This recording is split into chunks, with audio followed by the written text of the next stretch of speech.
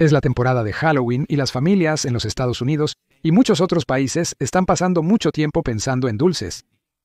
Desde chocolate hasta chupetines y gomitas, existen diversos tipos de dulces y todos tienen su favorito, pero algunos parecen provocar una reacción más fuerte que otros. De hecho, algunos son tan divisivos que todos parecen tener una opinión sobre ellos, ya sea que los amen o los odien. El regaliz negro, los cacahuetes de circo y el maíz de caramelo son quizás los dulces de Halloween más divisivos. Sin embargo, cada uno tiene su propia historia que les ha permitido sobrevivir como dulces de Halloween durante generaciones. Y la historia de estos dulces odiados merece ser recordada. El sabor del regaliz negro proviene de una leguminosa ampliamente distribuida en Asia Central y Occidental, Europa y África del Norte. Específicamente, proviene de la raíz de la planta, que tiene una dulzura 30 a 50 veces mayor que la sacarosa. La palabra regaliz deriva de una alteración del vocablo griego original y significa raíz dulce. La raíz se ha consumido de varias maneras durante milenios, y la mención más antigua de ella, o una planta similar, data de hace 4300 años en los escritos de un emperador chino famoso por experimentar con remedios herbales. Según escritos chinos, podría usarse como antídoto para toxinas, reducir el dolor y curar otras dolencias. Muchas civilizaciones antiguas de Asia usaron y cultivaron la planta y su uso se propagó hasta Europa. Por lo general, se utilizaba la raíz para hacer una bebida y se usaba principalmente con fines medicinales. El médico griego Hipócrates elogió sus usos en el siglo V a.C. y las bebidas de raíz de regaliz se servían a los antiguos egipcios, brahmanes indios y asirios. El filósofo griego Teofrasto la llamó raíz escita, escribiendo que podía saciar la sed y que con su ayuda se decía que los escitas podían pasar 11 o 12 días sin beber. Las fuentes romanas también hablaron de las cualidades medicinales de la raíz, y se menciona en los escritos de Plinio el Viejo y el farmacólogo Dioscórides de materia médica como una cura para el asma, los malestares de la garganta e incluso la esterilidad. Se conocía en todo el mundo medieval como una medicina herbal. Las descripciones de la raíz se difundieron en traducciones y libros de monjes. Las plantas de regaliz llegaron a Europa en oleadas cuando los cruzados las encontraron en el Medio Oriente. El cultivo del regaliz se extendió por Europa del Norte y en el siglo XI llegó a Inglaterra, especialmente cerca de Pontefract en Yorkshire, aunque posiblemente ya crecía allí desde mucho antes. En Alemania y en otros lugares se añadía a la cerveza y pronto se utilizó como aditivo de sabor en pasteles y pan. En el Medio Oriente y el Mediterráneo se combinaba regaliz con miel en pastillas como remedio para dolor de garganta, pero también como un tipo de dulce. Cuando el azúcar se volvió más accesible, sustituyó a la miel. Para cuando la reina Elizabeth I fue coronada en 1558, Pontefract ya era conocido por su regaliz. Las raíces requerían un amplio espacio para desarrollarse y florecían en el profundo suelo arenoso local. En 1614 se formaba en pastillas y se estampaba con un G, S, como medicina en pequeños pasteles, probablemente solubles, y utilizados para hacer agua de regaliz. Pontefract a menudo se considera el lugar de nacimiento del regaliz como golosina, gracias a los esfuerzos de George Dunhill. Los Dunhills han estado viviendo en Pontefract y cultivando regaliz desde al menos 1720. George Dunhill, boticario, alrededor de 1760, añadió azúcar a las pastillas de regaliz negro, convirtiéndolas en caramelos suaves, masticables y no medicinales. No es el único que puede reclamar la invención del dulce. En Italia, se atribuye a Giorgio Armarelli la extracción de jugo de la raíz de regaliz y su uso para hacer dulces en 1731. El sabor del regaliz también se hizo popular en los Países Bajos, donde se le llamaba drop. Los Países Bajos suelen liderar el consumo mundial de regaliz, y las dulcerías de Ámsterdam afirman vender estos dulces desde 1743 y en más. Probablemente fue en los Países Bajos donde comenzó a extruirse, creando las clásicas cuerdas retorcidas que conocemos hoy. En los Países Bajos, Alemania y los países nórdicos, el regaliz es un favorito perenne en una gran cantidad de variedades, especialmente en la forma aún más divisiva de regaliz salado, donde el regaliz negro se combina con cloruro de amonio. El cloruro de amonio, un expectorante, probablemente se combinó con el regaliz negro como remedio para afecciones respiratorias antes de volverse un dulce. Fue popular en todo el continente en muchas formas. A Napoleón le encantaba y solía llevar palitos de regaliz para calmar su estómago. Se ha sugerido que su amor por el regaliz le oscureció los dientes y que consumió casi exclusivamente esta bebida en sus últimos días. El siglo XIX vio una explosión en la producción de dulces, y al menos 13 fábricas producían miles de dulces de regaliz negro todos los días en Pontefract. Miles de trabajadores, a menudo mujeres, estampaban los pasteles con una imagen del castillo.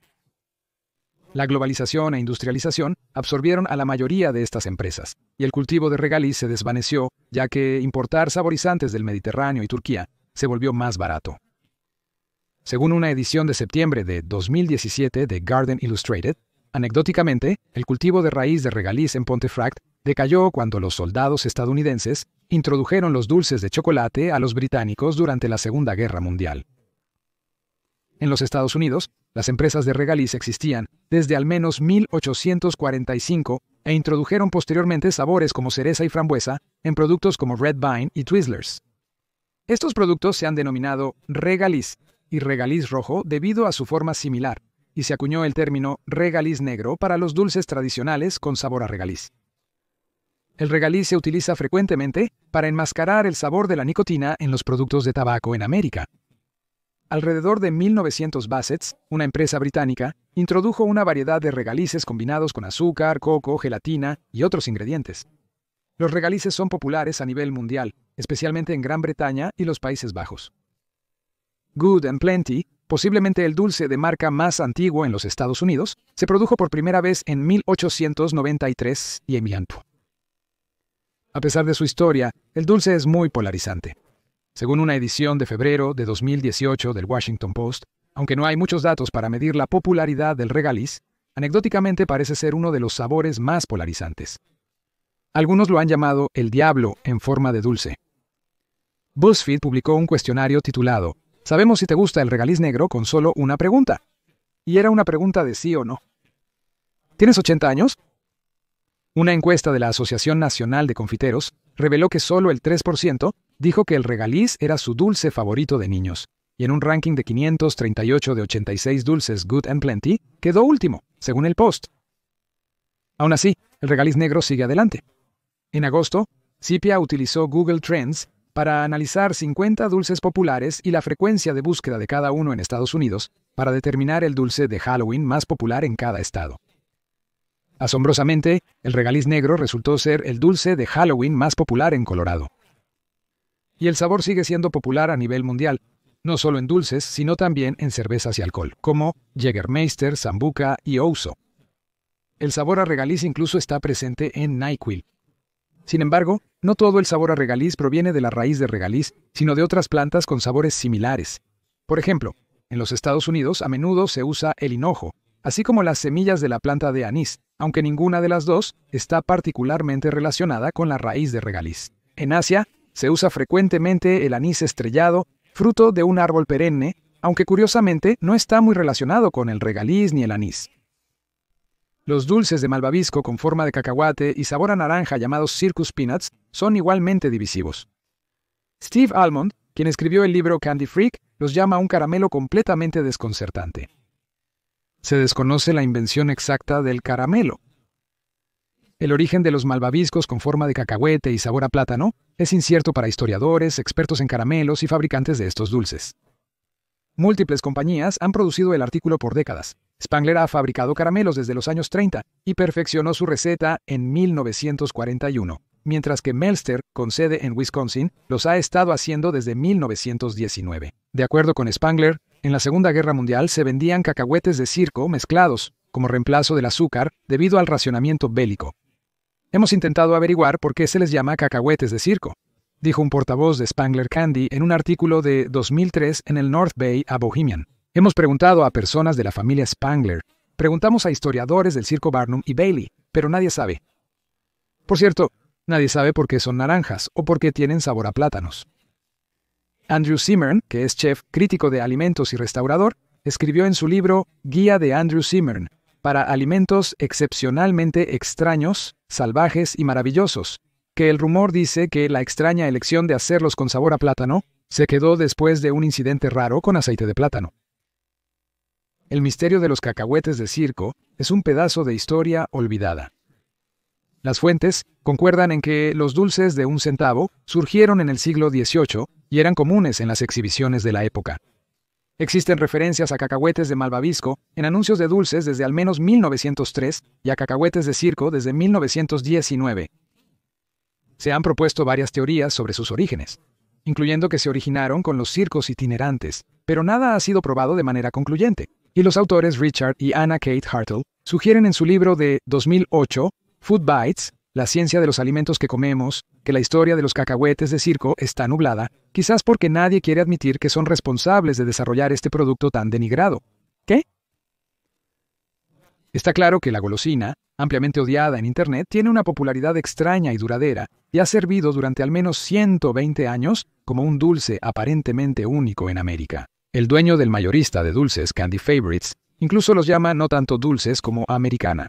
Su asociación con los circos es tan inexplicada.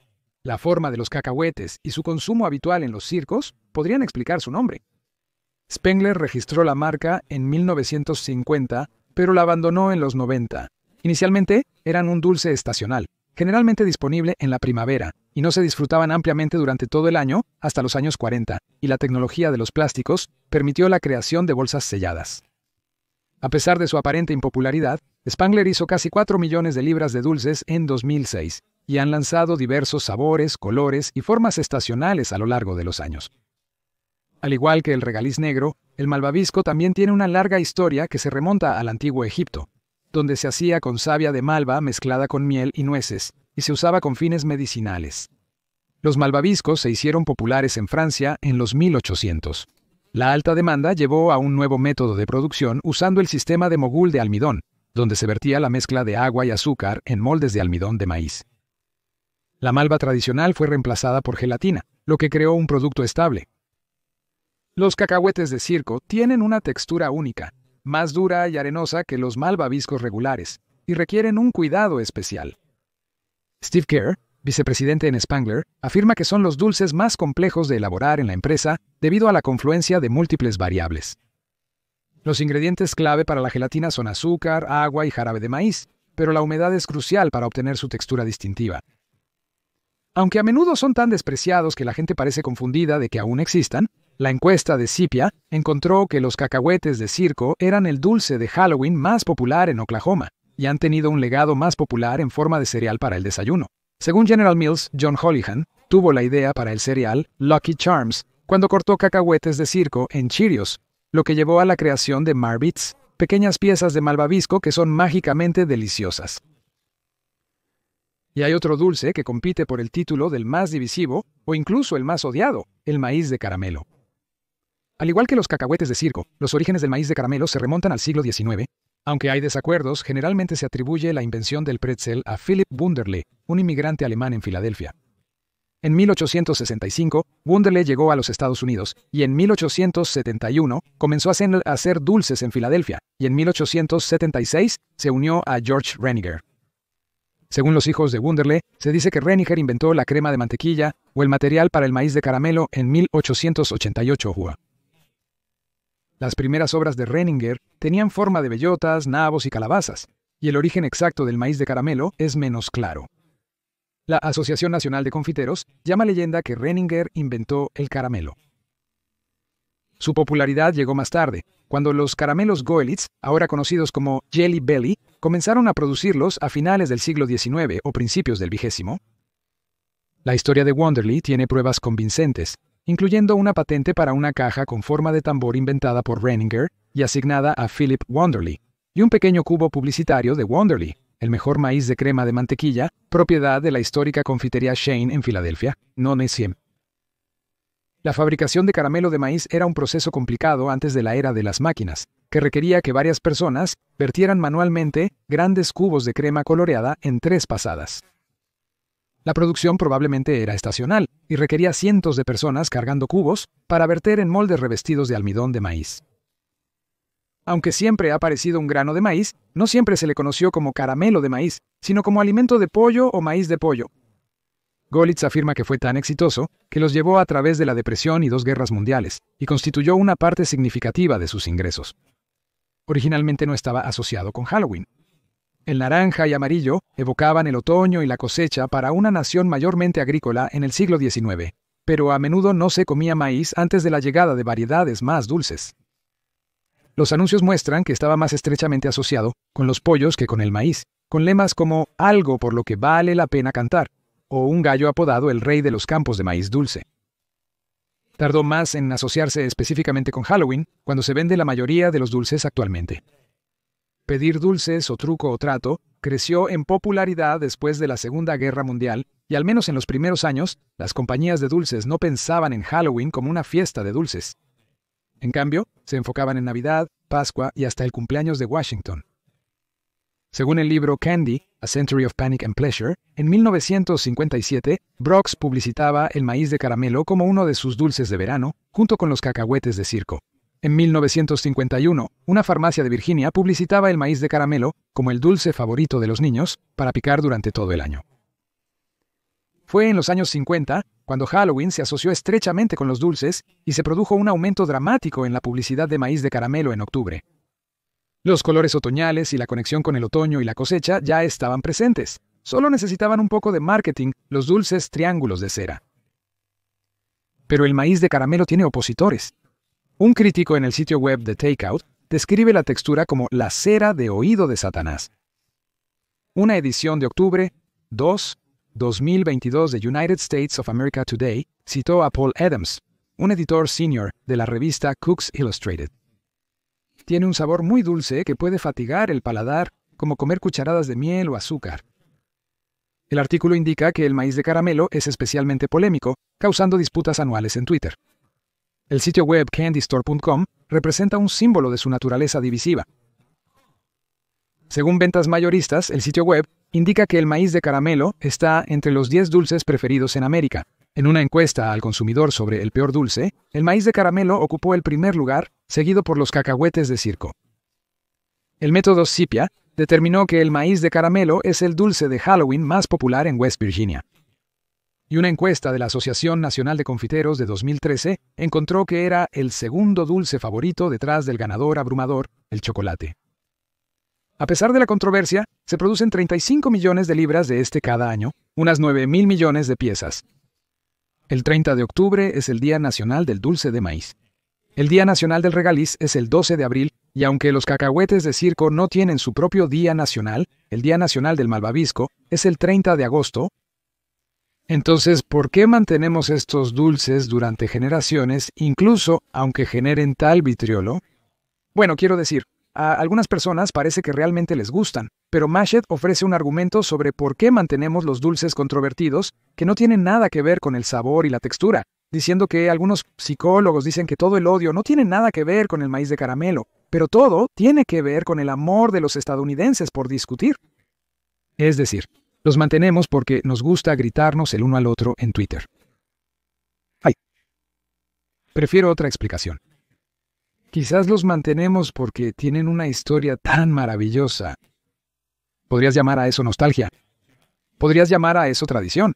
Incluso podrías llamar a eso proveniencia. O simplemente podrías reconocer que la historia merece ser recordada. Plátano.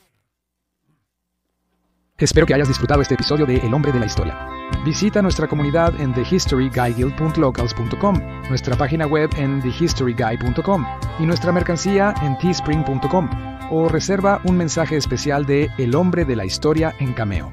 Y si quieres más episodios de Historia Olvidada, todo lo que tienes que hacer es suscribirte.